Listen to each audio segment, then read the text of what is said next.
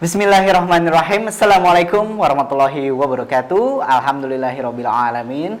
Allahumma shalli ala Muhammad wa ala ali Muhammad. Segala puji bagi Allah, Tuhan semesta alam yang telah memberikan kita karunia iman, Islam dan sehat untuk kita bisa menimba lagi ilmu dalam kajian tafsir Al-Qur'an bersama guru kita yang sudah kita kenal selama ini, yang selalu memberikan tausiah-tausiah terbaiknya mengenai tafsir Al-Quran, yaitu Ustaz Hasyim Asy'ari. Assalamualaikum warahmatullahi wabarakatuh, Ustaz. Waalaikumsalam warahmatullahi wabarakatuh. Bagaimana kabarnya, Ustaz? Alhamdulillah, dalam keadaan sehat. Alhamdulillah ya.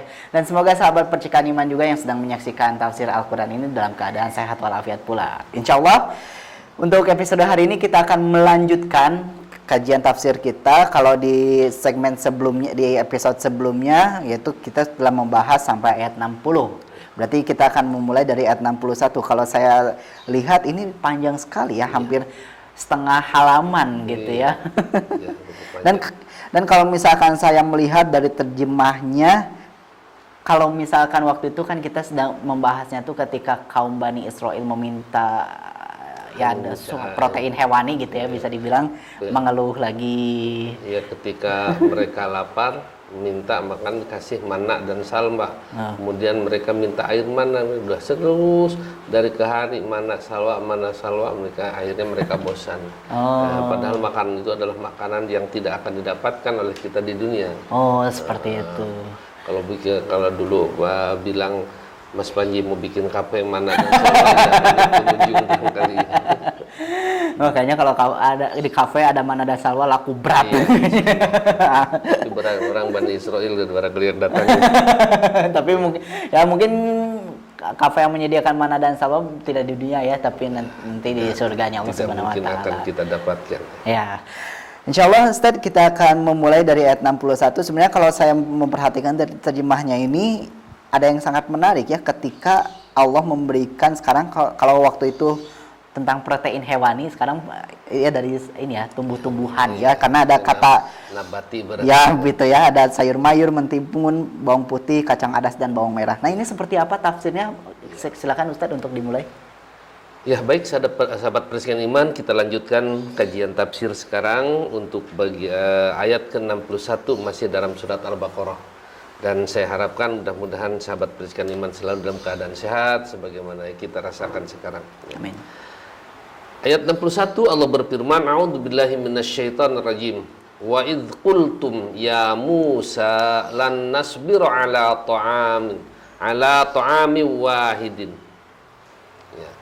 Wa idz qultum, dan ingatlah ketika kamu berkata, ya Musa, wahai Musa, lan nasbiru, kami tidak akan pernah bersabar ala ta'ami wahidin, terhadap makanan yang serupa ini. Jadi kasih mana wasalwa tiap hari ya, memang dalam mungkin juga kalau yang namanya sifat manusia ada rasa bosan, tapi rasa bosan ini tidak disampaikan karena didapatkan dengan mudah, mungkin tidak disampaikan kayak orang Bani Israel seperti ini.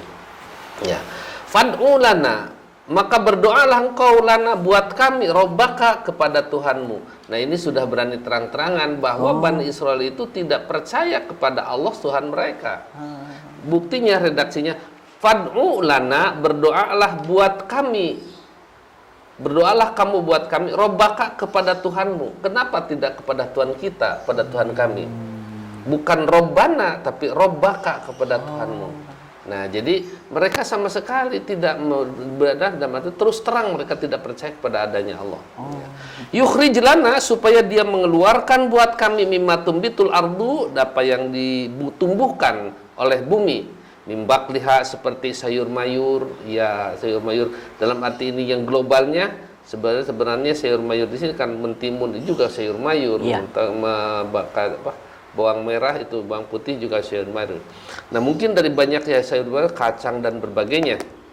Bimbak dia, coba minta kepada Tuhanmu sayuran. Wa qithaiha, mentimun. Ya, mentimun. Wa fumiha, bawang putih. Wa adasiha, dan bawang merah. Adasiha, kacang adas. Ya, wabasoliha, dan bawang merah. Nah, ini yang diminta oleh Bani Israel. Makanya Musa menjawab, Nabi Musa berkata, Atas tabdiluna alladhi huwa adna billadhi huwa khair? Apakah kamu ingin menggantikan itu yang jelek, yang hina, billadhi huwa khair, dengan ini yang lebih baik? Maksudnya, apakah kamu menukarkan makanan yang bagus seperti ini, mana dan salwa, kamu menukar dengan bawang putih, kamu menukar dengan bawang merah, bahkan barangkali kalau sekarang dari masakan-masakan mungkin kalau sekarang ya, masakan sudah dicampur bawang putih, bawang merah, itu bumbu-bumbunya barangkali itu sudah ada sebenarnya. Tapi mereka minta bentuknya dan jenisnya, minta sayuran, mentimun, kemudian bawang putih, kacang adas, dan basolihah, bawang merah. Nah, makanya Nabi Musa bertanya, apakah kamu mau mengganti yang baik ini dengan yang jelek? Kalau begitu, ihbitu Misron, kamu pergilah, keluarlah ke daerah, dan katakan nanti Misron itu daerah Mesir aslinya, tapi ke suatu daerah, fa inna lakum ma sa'altum, maka sesungguhnya di situ ada yang kamu tanya, yang kamu minta. Fa inna lakum, maka bagi kamu ada ma sa'altum, yang kamu minta. Udah aja, keluar lagi dari Palestina. Nah, ini barangkali perusahaan kedua.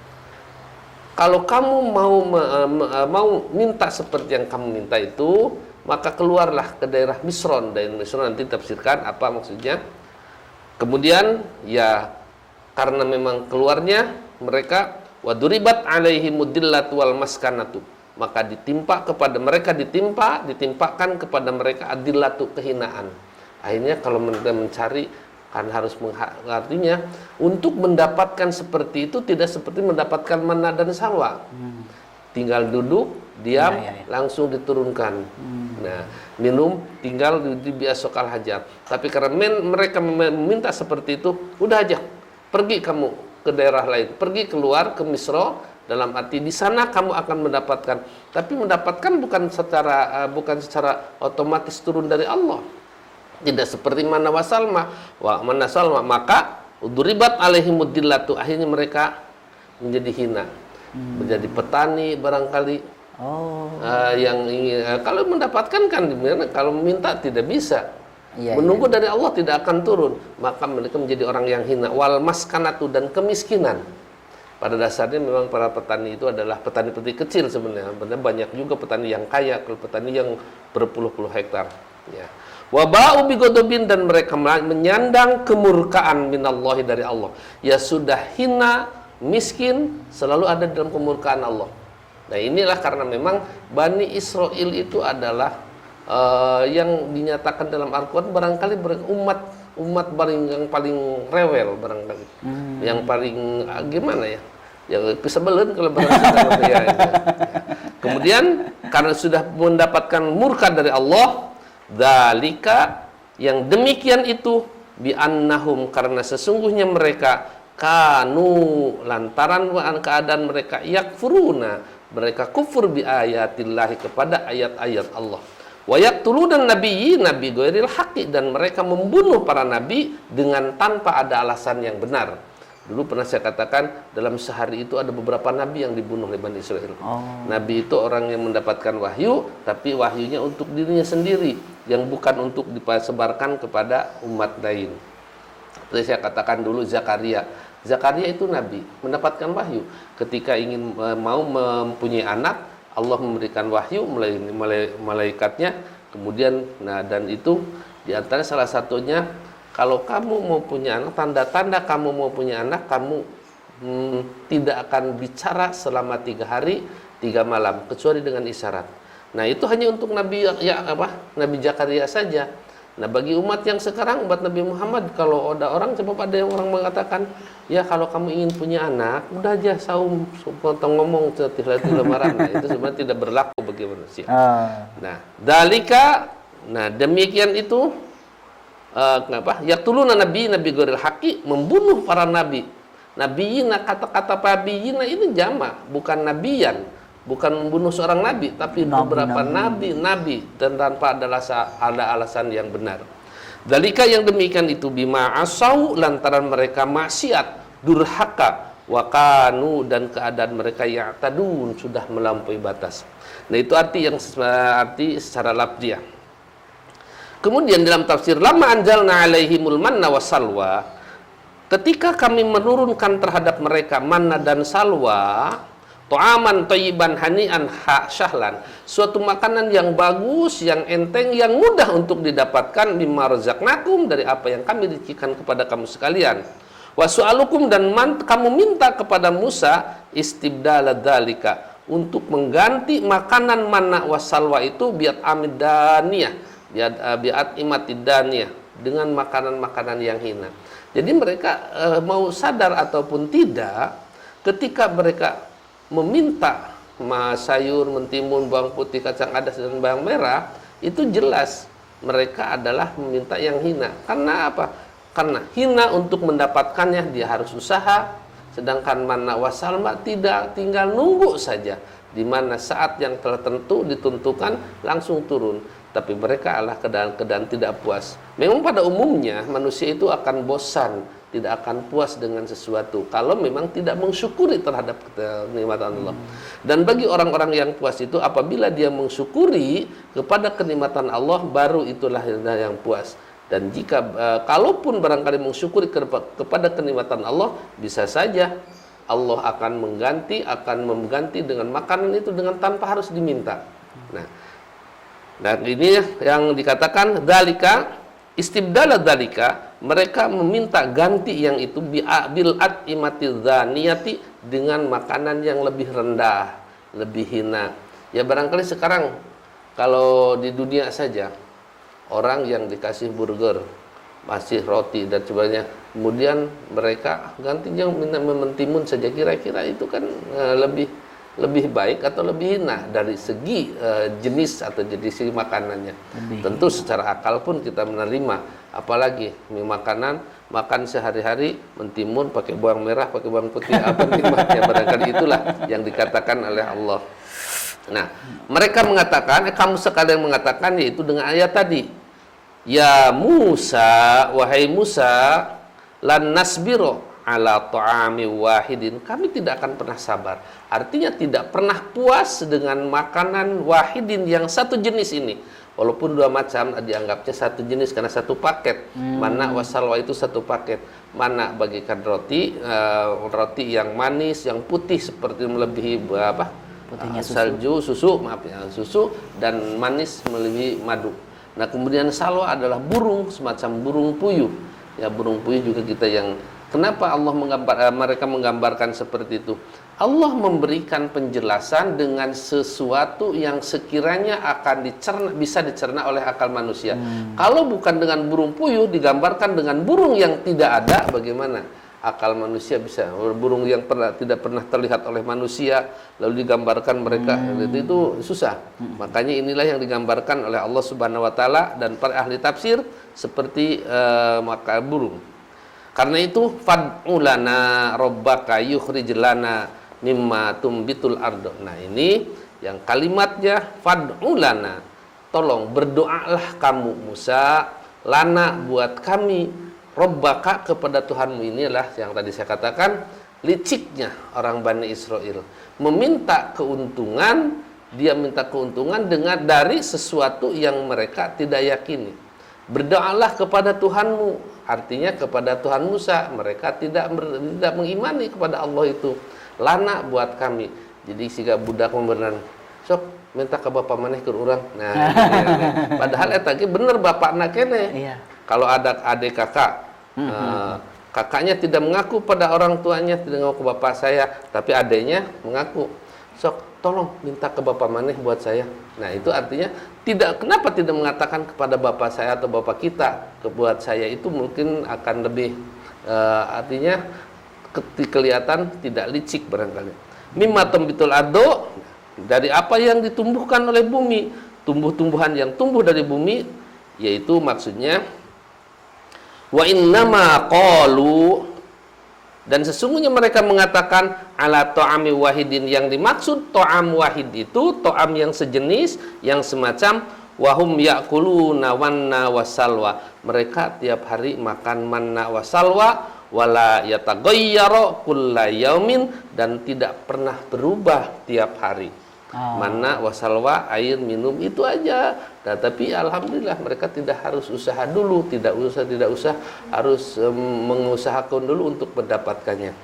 Nah, ini dulu barangkali untuk sementara untuk ayat yang ini sebagian ayat. Nah, nanti kita lanjutkan. Oh ya, baik Ustaz. Ternyata ini masih tentang menceritakan keras hatinya Bani Israil ya, yang susah sekali untuk berbuat baik gitu ya. Hati yang sudah tertutup, terliputi oleh perbuatan dosa, yang tidak ada celah-celah cahaya untuk nurul iman, cahaya keimanan itu sudah. Wah, sangat sulit sekali ya. Nah, seperti apa kelanjutan dari tafsir ini? Nanti kita akan lanjutkan setelah jeda pariwara berikut ini. Tetaplah bersama kami di Tafsir Al-Quran.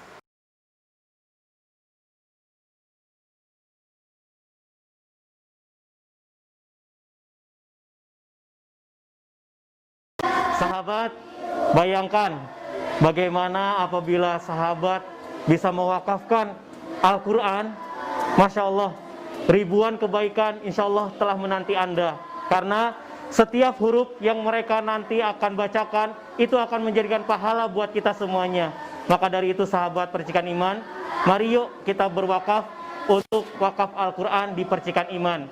Di nomor rekening 777 177 178. Terima kasih.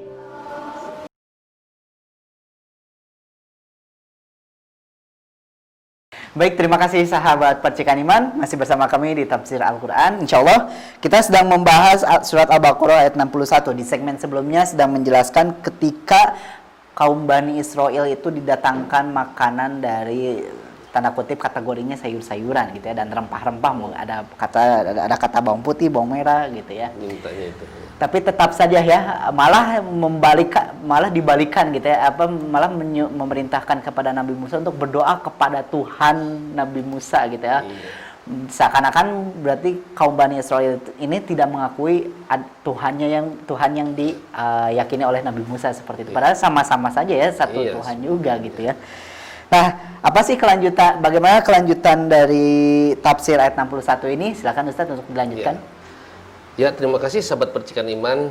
Jadi Bani Israel itu memohon dan merintah kepada Nabi Musa untuk berdoa kepada Tuhan Musa atau Allah, yang pada hakikatnya itu juga Tuhan mereka, untuk bisa memberi. Tuhan itu dianggapnya mudah seperti mudahnya mana dan salwa. Kalau berdoa langsung diturunkan saja. Ketika minta minum di Musa, pukulkan air, pukulkan tongkatmu kepada batu. Ketika minta makanan, turunkan salwa. Nah, ketika mereka meminta yang seperti ini, sayuran, mentimun, bawang putih, kacang adas, dan bawang merah, ya diharapkan barangkali oleh mereka langsung saja diturunkan juga oleh Allah. Jadi harapannya barangkali gitu karena pemudahnya. Makanya Nabi Musa menjawab. Nabi Musa menjawab, atastabdiluna alladzi huwa adna billadzi huwa khair? Apakah kamu ingin mengganti yang bagus-bagus itu dengan yang jelek, dengan yang lebih hina? Kalau kamu mencari yang seperti itu, Allah ternyata tidak menurunkan langsung dari langit. Harapan mereka barangkali gitu, langsung turun lagi kayak seperti mana salwa. Kemudian minta air, pukulkan aja dengan seperti itu, dengan semudah itu. Makanya kalimat atastabdiluna itu, apakah kamu meminta ganti yang bagus diganti dengan yang lebih jelek? Ini adalah merupakan taubih. Kata-kata itu kata-kata hinaan, kata-kata ejekan. Nah, kamu gimana? Apakah kamu begini? Itu sudah kata-kata ejekan kepada permintaan mereka. Ala mas'alu, atas mereka apa yang mereka minta. Min hadhil atimati daniyati, karena mereka meminta makanan yang hina itu. Maka bukan dijawab oleh langsung Allah menurunkan, tapi ihbitu misran fa innalakum ma sa'altum. Kamu keluar, pergi ke daerah Mesir, yang di situ kamu sekalian akan mendapatkan apa yang kamu minta. Nah, misran di sini pasarul mufassiruna, ahli tafsir menafsirkan artinya al-muradu, yang dimaksud turun Mesir itu ialah Misru Fir'auna, Mesir, negara Fir'aun, negeri Fir'aun itu Mesir yang telah mereka tinggalkan. Karena apa? Sok pergi lagi kamu ke Mesir. Di situ memang tanah yang subur, dan Fir'aun, para orang-orang yang dolim sudah ditenggelamkan. Di sana barangkali sudah tinggal orang-orang yang baik dan orang yang beriman. Nah, silakan kamu kalau minta seperti itu, Allah tidak mengabulkan permintaanmu, tapi justru kamu harus usaha sendiri. Mereka akhirnya datang dan pergi ke tempat itu. Waduribat alaihimudillatu wal maskanatu wa ba'u bighadabim minallah. Lalu ditimpa mereka, dikenakan kepada mereka kehinaan, kemiskinan, dan mereka menyandang murka dari Allah Subhanahu wa taala. Lalu mereka, bagaimana tidak dikatakan hina? Mereka pergi ke negeri Mesir. Tanah siapa yang di Mesir? Tanah orang Mesir. Kalaupun mereka mau, tidak bisa merampas. Tapi harus, kalau nyewa, kalau maro, maka dikenakan oleh mereka, dikatakan oleh orang penduduk Mesir itu, la yazalu mustadzilina, maka mereka selalu dalam keadaan hina. Wajadahum, setiap orang yang mendapati mereka, istadallahum, pasti mereka menghinakan kepada mereka. Ya, barangkali kalau yang datang ke Mesir, mereka bukan jadi majikan dari tanah itu. Kalau berkebun di Mesir, di Palestina, nah itu karena daratan, itu kan satu daratan. Ya. Pergi dari Palestina langsung ke Mesir, yang sudah tidak ada lagi Fir'aun, penguasa yang dolim, tapi tetap pemilik tanahnya sekarang orang-orang baik. Mereka bisa merampas nggak? Nggak bisa. Paling mereka udah aja jadi para petani, para pekerja orang-orang Mesir. Itu yang itu mustadilina atau dorobat alim adillatu hina wal maskanatu, dan selalu miskin. Ya, di mana petani-petani yang pekerja hariannya, mereka tidak akan menjadi kaya. Yang kayanya siapa? Yang kayanya yang punya tanah, yang punya tanah luas, yang menyuruh kepada mereka. Nah, itu diantaranya hinanya mereka. Wa ahanahum, dan mereka hina, mereka menghinakan mereka. Waduribat alihimus sighar, dan selalu ditimpa kekecilan dalam arti kehinaan. Di mana pindah ke sana tidak bisa mengerjakan bukan tanah sendiri, berkebun paling kuli. Jadi kuli. Bahkan di sana wahum maka mereka dzalika, dengan hal itu fi anfusihim adillatun, di dalam dirinya selalu merasa kecil, merasa hina, dan barangkali termasuk orang-orang yang rendah di hadapan mereka. Mustaqinuna, yang selalu menetap pada mereka, wa yutunal jizyata, kalaupun mereka berusaha sudah menjadi orang yang berhasil, maka yutuna jizyata, mereka diminta jizyah, upeti. Upeti itu karena seperti kalau pajak barangkali. Ya, pajak. Apalagi kalau pajak itu istilahnya kalau yang memilikinya bukan dari orang situ, orang luar, itu pajaknya lebih gede, istilahnya guntai kalau di kampung. Seperti apa aja? Kalau saat di kampung punya sawah, orang kampung, pajaknya orang kampung itu umpamanya per hektar itu 100 atau 10 juta. Tapi kalau guntai, orang Bandung yang memiliki pajak tanah di sana, pajaknya itu akan lebih besar daripada penduduk asli. Itu guntai namanya. Nah, di sini juga, kalaupun mereka memiliki tanahnya di situ, akan dikenakan pajak oleh pemerintah Mesirnya. Maka dikatakan ajizyata an yadin, langsung dari tangan mereka. Atau barangkali mereka dihinakannya, dibayar murah kalau pekerjaannya. Kalaupun mereka menjual, dibelinya murah. Maka wahum asigharu wahum sogiruna, mereka itu selalu sigor, kecil. Wa anna adallahumullah, itu pada hakikatnya Allah telah menghinakan mereka. Bukan yang mereka orang-orang Mesir yang menghinakan mereka, tapi Allah pada hakikatnya sudah menghinakan mereka. Karena apa? Karena kemurkaan mereka, kemaksiatan mereka, tidak syukur mereka, kekufuran mereka. Fala mana'atalatu lahum, maka tidak akan ada yang bisa menghalangi kepada mereka dari kehinaan itu. Wa ja'alahum, dan Allah menjadikan mereka tahta aqdamil muslimina. Di dalam tafsir ini menjadi di bawah kaki-kaki orang kafir, muslim. Jadi mereka ada di bawah orang-orang muslim. Kalau kita lihat kepada tafsir ini, berarti ketika mereka datang ke Mesir, kelompok Firaun, pasukan Firaun sudah ditenggelamkan orang-orang jahatnya, orang-orang dolimnya, maka di Mesir tinggal orang-orang yang baik. Nah, tetapi walaupun orang-orang yang baik, tetap saja kedatangan Bani Israel ke Mesir itu meminta jizyah dan menjadi di bawah telunjuk atau kaki orang Muslim, atau di ujung telunjuk orang-orang Muslim. Itu kerjakan, ini bawa, itu kerjakan dan sebagainya. Ini jual segini dan sebagainya. Nah, itulah kehinaan orang Bani Israel. Nah, barangkali mereka orang-orang Bani Israel yang pada saat ini sempat membaca, sempat barangkali mendengar tentang kehinaan orang-orang mereka, orang-orang terdahulu mereka.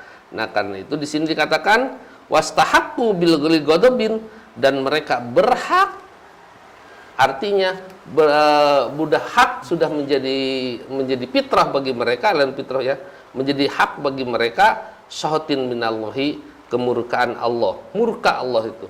Kenapa Allah murka? Bukan Allah dolim kepada mereka. Dzalika, karena bi'annahum, sesungguhnya mereka kanu yakfuruna bi ayatillahi wa yaqtuluna nabiyina bighairil haq.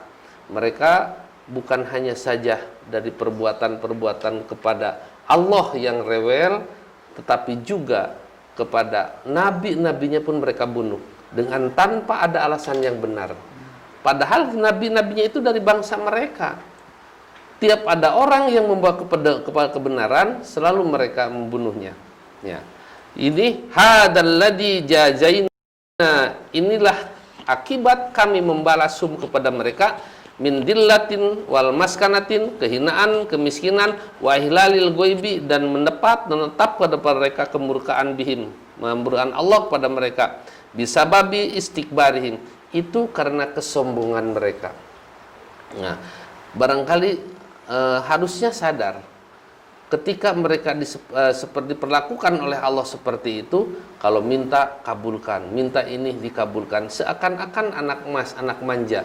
Tapi ketika mereka ini ada minta yang keterlaluan, maka Allah tidak mengabulkan, kecuali silahkan kamu usaha sendiri, datang ke daerah Mesir, karena kamu tahu di daerah Mesir itulah tanah yang subur, silahkan kamu bekerja di sana. Datang ke sana, bekerja, paling jadi kuli. Nah, itulah yang dimaksud kemurkaan, kemiskinan.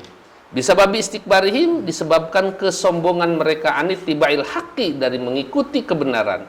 Wa kufrihim bi ayatillah, dan karena mereka kufur kepada ayat-ayat Allah. Wa idhanatihim, dan menghinakannya mereka himlatas syar'i, untuk merasa hinanya mereka himlatas syar'i, untuk membawa syariat. Jadi mereka merasa hina untuk membawa syariah itu.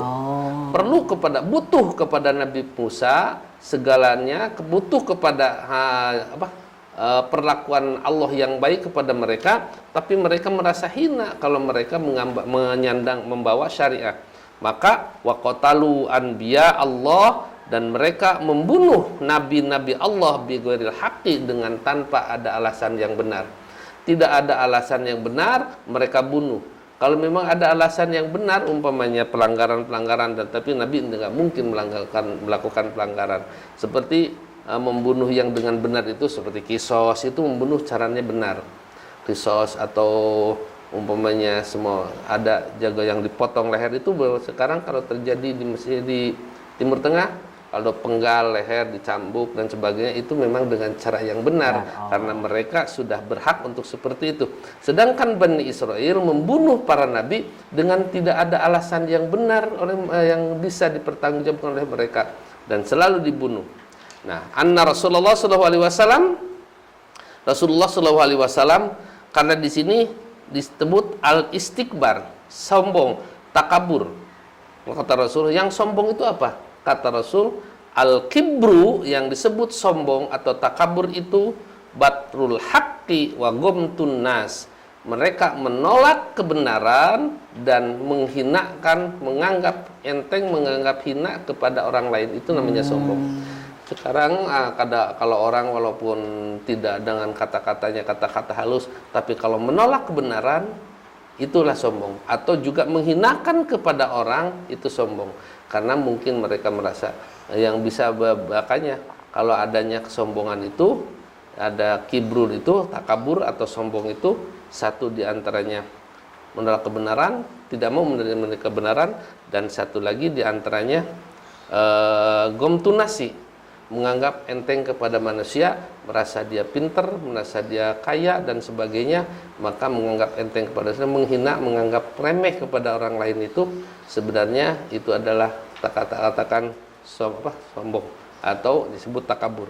Nah, sebenarnya kalau kita lihat kadang-kadang orang itu ada orang yang optimis, ada orang yang pesimis. Kalau orang yang optimis dan yang pesimis itu sebenarnya apabila dipadukan itu akan bermanfaat semuanya. Orang yang optimis bikin kapal laut terus. Orang yang pesimisnya apa? Bikin pelampung. Bikin pelampung untuk menyelam. Nah, itu orang pesimis sebenarnya. Kalau yang orang yang optimisnya bikin kapal laut, ya kita percaya, tapi orang pesimis orang yang pesimis maka bikin pelampung. Sebenarnya optimis dan pesimis juga ada manfaatnya barangkali. Salah satu di antaranya orang yang pesimis itu tapi harus pesimis harus disikapi dengan perbuatan. Kalau pesimis, nah bagi mereka orang-orang yang orang-orang yang Bani Israel, pada asalnya mereka optimis semua akan dikabulkan oleh Allah karena mereka merasa bahwa kami adalah anak-anak Allah. Padahal nanti jadi malah tidak seperti yang mereka harapkan. Nah, itulah gambaran tafsir ayat 61 tentang gambaran orang-orang Bani Israel yang tidak henti-hentinya mereka berlaku nakal, berlaku maksiat, berlaku kupu-kupur, dan melakukan berbagai macam pelanggaran yang ditetapkan oleh syariah.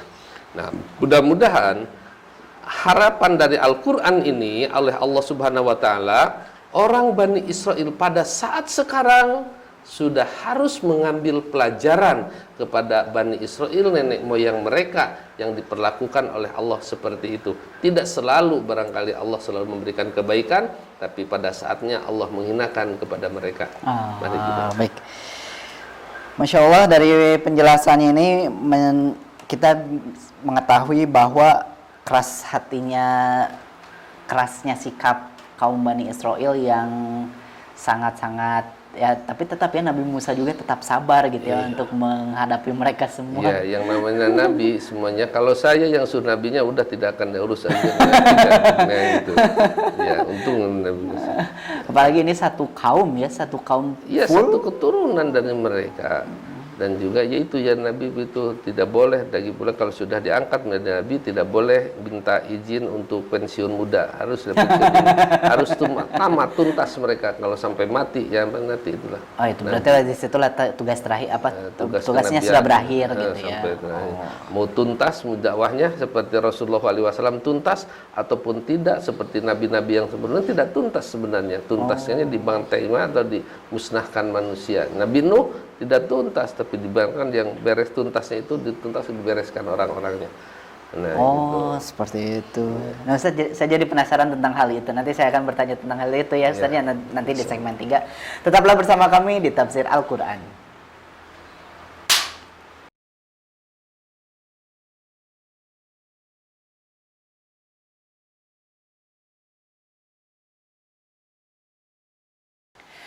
Baik, terima kasih sahabat Percikan Iman, masih bersama kami di Tafsir Al-Quran. Bagi sahabat yang baru bergabung, kami ucapkan selamat datang. Di episode hari ini, kita telah membahas surat Al-Baqarah ayat 61 yang pada intinya menjelaskan tentang kelakuan kasarnya atau kelakuan yang tidak beradabnya dari kaum Bani Israel seperti itu. Nah, saya melihat di terjemah di ayat 61, saya ingin bertanya, membunuh para nabi-nabi tanpa alasan yang benar. Kalau saya ingin bertanya, kalau yang kita kenal kan ada 25 nabi, ada nggak salah satu dari nabi tersebut yang dibunuh oleh kaum Bani Israel? Sebenarnya dengan kata nabi itu ada yang Allah jelaskan yang kita perlu ketahui, dan ada juga yang tidak Allah jelaskan, yang tentunya yang tidak Allah jelaskan tidak boleh tidak perlu kita bertanya siapa saja yang sudah tidak Allah jelaskan. Nah, di antara para nabi itu yang banyaknya yang dibunuh itu di antara nabi-nabi yang tidak Allah jelaskan dalam Al-Qur'an, dan ada juga yang dibunuh yang sudah Allah jelaskan dalam Al-Qur'an juga dibunuh oleh mereka. Kalau nggak salah di antara Nabi Yahya anaknya Zakaria itu mereka bunuh. Nah, itulah kerantaran mereka mereka pokoknya Nabi Yahya Zakaria juga kalau nggak salah dibunuh, kalau nggak salah, nanti perlu nanti saya lihat lagi. Nah, ada juga nabi-nabi yang Allah jelaskan dalam Al-Qur'an yang mendapatkan perlakuan atau mereka melakukan pembunuhan kepada mereka. Nah, karena itu mereka itu sudah ya dikatakan keterlaluan, padahal Zakaria itu ya masih juga serentetan dengan mereka. Jadi orang-orang Bani Israel itulah karakternya seperti itu. Ya. Nah, jadi berarti saya kira awalnya kalau yang namanya nabi itu di akhir hidupnya tuh tidak terbunuh gitu ya kan. Mungkin ya saya tahu kan kalau kayak contohnya Nabi Muhammad kan itu meninggalnya karena sakit gitu ya. Oh, ternyata nabi-nabi juga ada juga yang terbunuh gitu ya. Berarti terbunuh, ada juga yang meninggal wafat secara normal juga ada. Hanya tidak dijelaskan juga apa penyebabnya, karena mereka pada masa-masa yang lalu berarti merasa tidak perlu untuk menjelaskan apa penyebabnya, apakah sakit atau apa dan sebagainya itu. Oh, seperti itu. Jadi tadi sih sempat juga kepikiran bahwa kalau nabi itu, kalau gini kan, kalau saya pernah mendengar bahwa datangnya nabi itu oleh karena ada suatu tugas lah yang yang diperintah oleh Allah Subhanahu wa taala. Nah, apakah memang benar apakah benar juga kalau misalkan ya contohnya tadi nabi siapa yang terbunuh tuh, Nabi Zakaria ya, Nabi Yahya itu, apakah tugasnya tuntas kalau misalkan nabi itu terbunuh? Ya, kalau nabi-nabi pada umumnya itu melanjutkan ajaran-ajaran para rasul, melanjutkan yang mereka yang betul-betul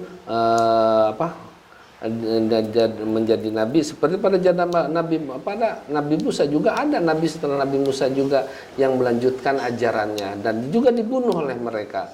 Nah, makanya kalau nabi itu ada perintah tugas kepada nabi mereka, artinya tugas menyampaikan ajaran-ajaran yang sudah mereka terima dari nabi yang sebelum, yang jadi nabi yang atau yang dikatakan juga rasul gitu. Nah, seperti Adam, setelah Adam kan biasa Adam, Idris, Nuh kan dalam tapi Idris itu tidak diriwayatkan bagaimana umatnya, karena Nabi Idris itu nabi yang melanjutkan ajaran-ajaran Nabi Adam, dan pada orang-orangnya masih baik-baik saja keturunan Adamnya. Tapi setelah Nabi Idris tidak ada, kemudian umatnya itu berubah sedikit demi sedikit, mereka menuju kepada kekufuran. Maka pada saat itu Allah mengutus Nabi Nuh, dan pada Nabi Nuh diantaranya yang masih juga membawa ajaran-ajaran Nabi Adam, terus Nabi yang sebelumnya, karena Nabi beda dengan Rasul-Rasul dan itu.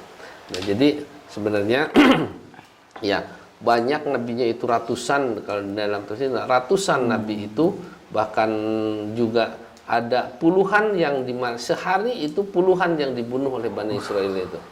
Nah, karena itu diantaranya ada juga nabi yang dikatakan dijelaskan oleh Allah kepada Nabi Muhammad, yaitu yang dibunuh, diantaranya Nabi Yahya, diantaranya gitu.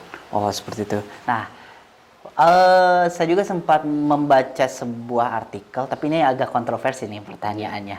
Ada sebagian juga yang mengatakan bahwa ada sebagian dari 25 nabi yang katanya sampai sekarang tuh masih hidup. Itu benar nggak sih?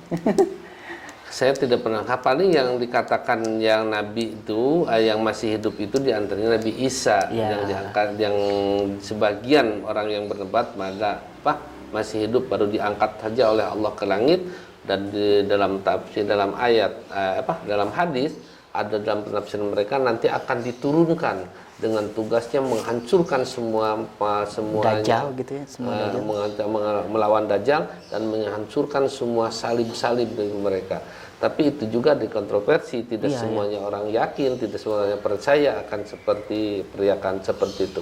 Seperti kemarin rame apabila dianggap kiamah itu akan terjadi pada bulan Ramadan kemarin. Ya, ada aduhon ya. Duhon itu asap yang benar-benar akan turun itu terjadi.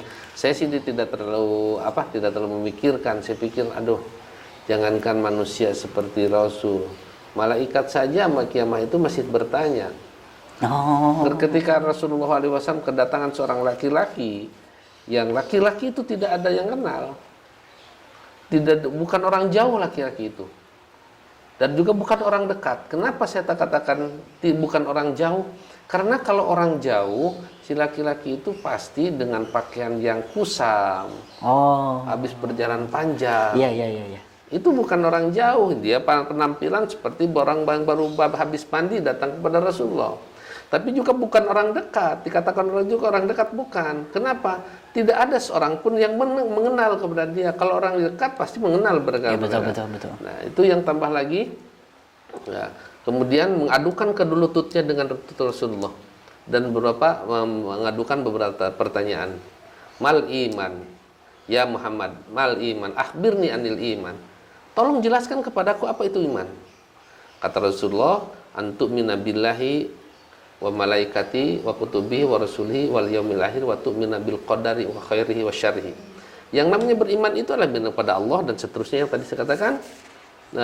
Kemudian kata orang yang jawaban orang yang bertanya itu bukan heran, tapi dia mengatakan sodakta ya Muhammad, benar wahai Muhammad. Dia bertanya tapi bukan dia yang membenarkan. Ini berarti pertanyaan-pertanyaan ini perlukan pertanyaan ingin tahu. Ya, kemudian wal ana akhbirni anil Islam. Sekarang tolong jelaskan kepadaku apa yang dimaksud Islam.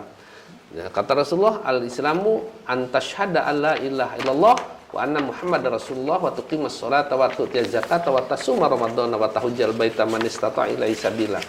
Setelah jawab itu mengatakan sodakta, benar kamu.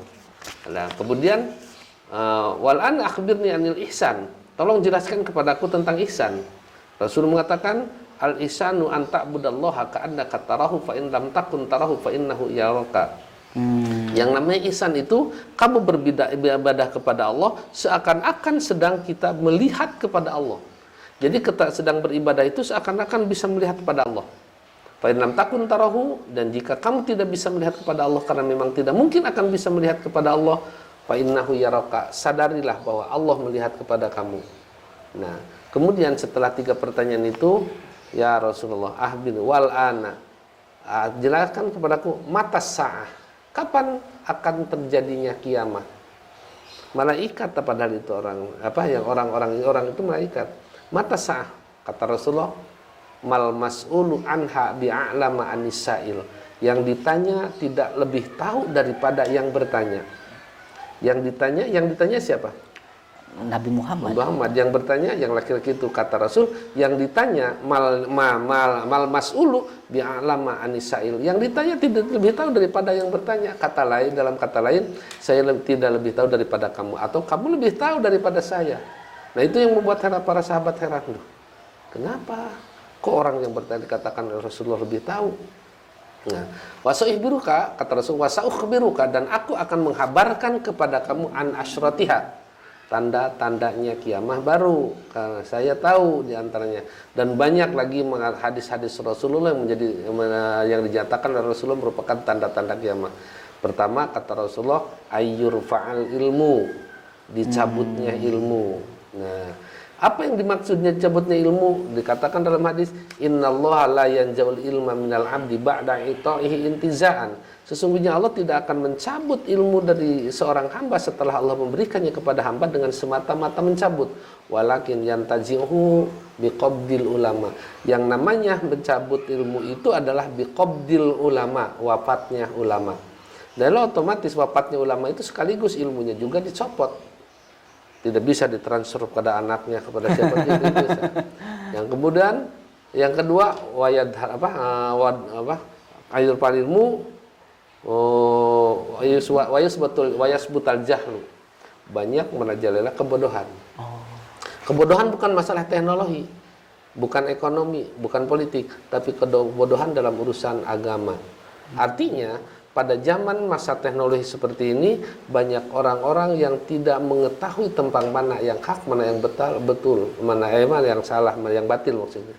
Dan juga tidak banyak orang yang tidak mengetahui tentang syariah. Itu ya sutal jahlu. Itu adalah merupakan qabdil ulama, wafatnya ulama, itu sekaligus otomatis kebodohan akan merajalela. Kemudian wayushrobal khomru, dan diminum minuman keras. Kalau minuman keras menjadi minuman yang menjadi kebanggaan, sudah biasa menjadi jadi minuman yang biasa mereka minum, itu bahkan sekarang bukan hanya saja yang bentuk cair, bentuk tablet, bentuk suntikan dan sebagainya, itu macam-macam. Apabila sudah menjadi minuman kebiasaan, itu adalah salah satu di antara tanda kiamat. Dan yang keempatnya wayadharuz zina, merajalela prostitusi. Perjinan itu dianggap sudah biasa oleh mereka. Bahkan sekarang mereka itu sudah berani menayangkan, berani mempublikasikan perbuatan-perbuatan yang keji itu, mereka tidak malu-malu. Bahkan sekarang di Indonesia ada orang biasa, wanita-wanita tunanetra kan menjelang Ramadan mereka banyak pulang. Ada Teneng kemana?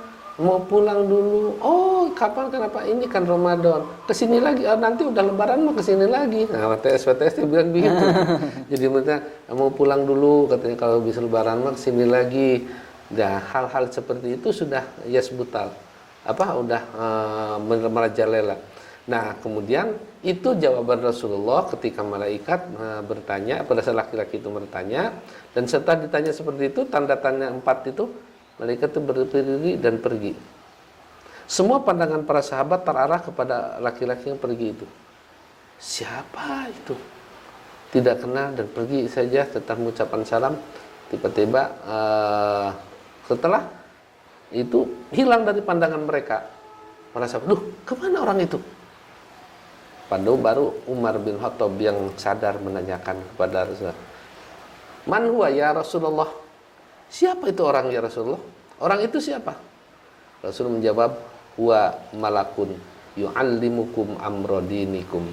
Itu adalah malaikat yang sengaja datang kepada kalian untuk menjelaskan urusan-urusan agama kalian. Nah, seperti yang tidak dijelaskan masalah kiamat, itu diantaranya banyak tanda-tanda kiamat yang dicatatkan oleh Rasulullah.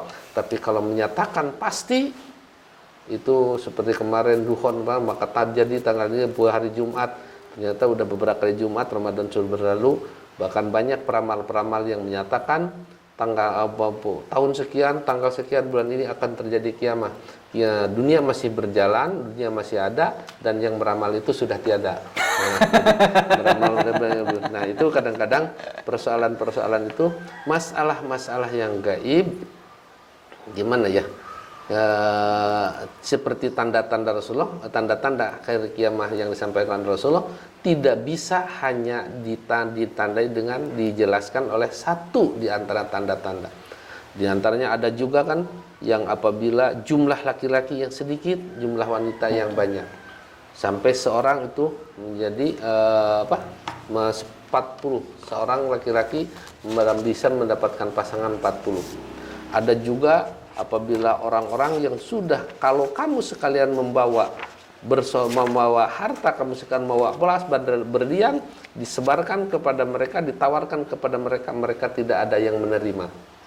Itu tidak ada yang menerima. Artinya bukan menjadi orang yang kaya, tapi tanda-tanda kepanikan itu sudah ada pada mereka. Wah, sudah tidak butuh yang seperti ini. Nah, diantaranya apabila matahari sudah terbit dari ufuk barat, matahari sudah dari barat, maka itu diantara tanda-tanda kiamat. Nah, jadi banyak tanda-tanda kiamat yang dijelaskan oleh Nabi Shallallahu Alaihi Wasallam. Karena itu tidak bisa dia hanya diambil satu tanda lagi, satu tanda saja dengan mengabaikan, tidak menghiraukan kepada tanda-tanda yang lain. Nah, begitu yang tidak dijelaskan oleh Allah dan oleh Rasulnya. Dan termasuk barangkali nabi-nabi yang tidak dijelaskan oleh Allah, ada banyak yang dibunuh, bahkan ada orang yang mengatakan lebih banyak nabi daripada para rasul. Pengemban amanah, ajaran-ajaran para rasul yang dilanjutkan oleh mereka, yang langsung dikatakan itulah yang nabi oleh mereka. Oh, baik. Itu. Masih banyak pertanyaan Ustadz, tapi sayangnya kita sudah sampai di penghujung acara. Ustadz, nanti kita bisa kembali lagi belajar tafsir ini supaya kita mendapatkan ilmu yang mapan agar kita bisa menjadi pribadi yang lebih baik. Nah, sahabat Percikan Iman, tetap saksikan tafsir Al-Quran di streaming YouTube Percikan Iman online ataupun Instagram dan Facebook Percikan Iman. Akhir kata, saya Panji Nugraha, Ustadz Hashim Asyari dan seluruh kerabat kerja yang bertugas undur pamit. Billahi taufiq wal hidayah. Wassalamualaikum warahmatullahi wabarakatuh. Waalaikumsalam warahmatullahi wabarakatuh.